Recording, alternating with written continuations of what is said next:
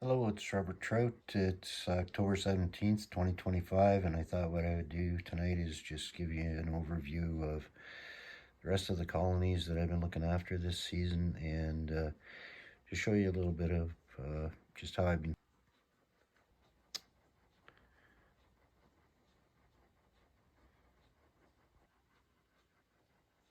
been keeping this colony almost quarantined. This is about the second time I've actually had the lid off. I've been feeding them strictly through the feeding port, sterilizing everything before I feed them, and consequently they're still going.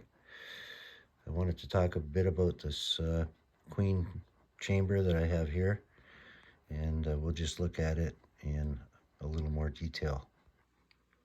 I've often talked about the importance of queen chambers and that sort of thing, and that's exactly what this is.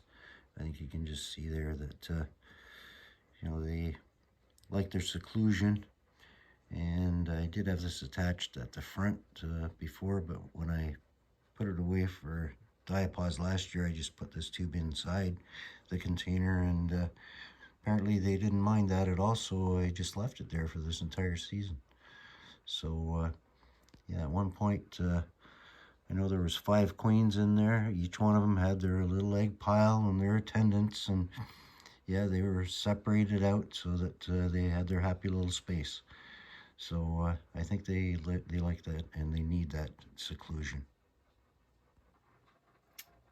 So last year I lost quite a few of my Myrmica colonies to a mold or fungus problem. 3 of them were kept in these kind of Formica, so I sterilized them, chlorined them and cleaned them as best I could, and put 3 founding colonies in them. And so these girls have been doing fairly well this year, although they've not really expanded that quickly, but that's the way they are. They're sort of slow to start, but once they get going, they'll catch on.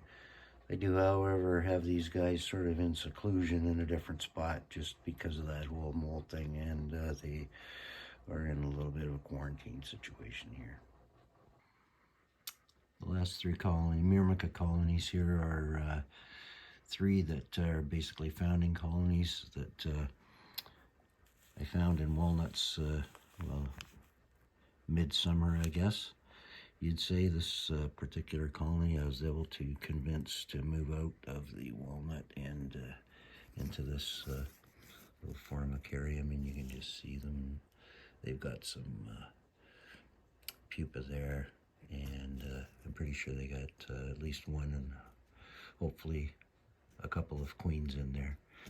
The other 2 are still living in half of the walnut, and you can just see this one here.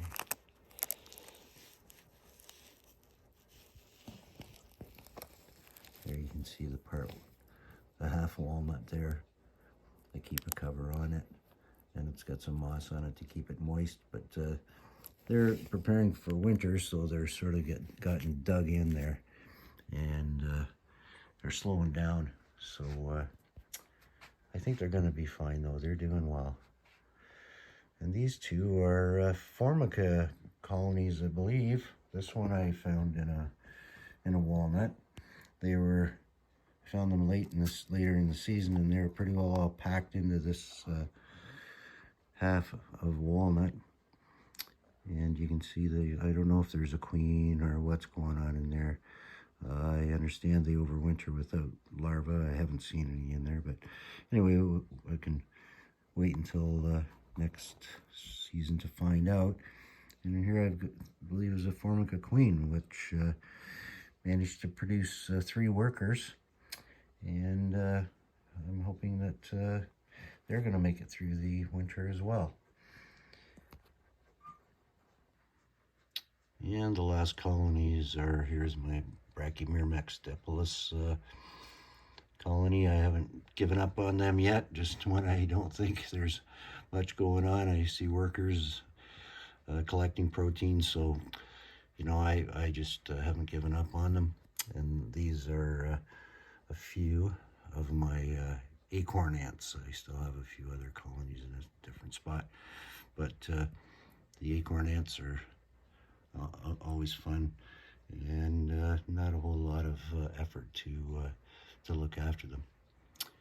So that basically wraps up all of the colonies that I've been keeping this year. Hopefully you've enjoyed these updates.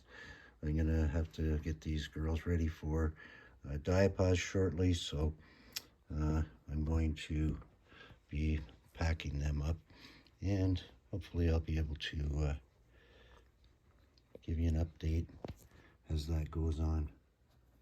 So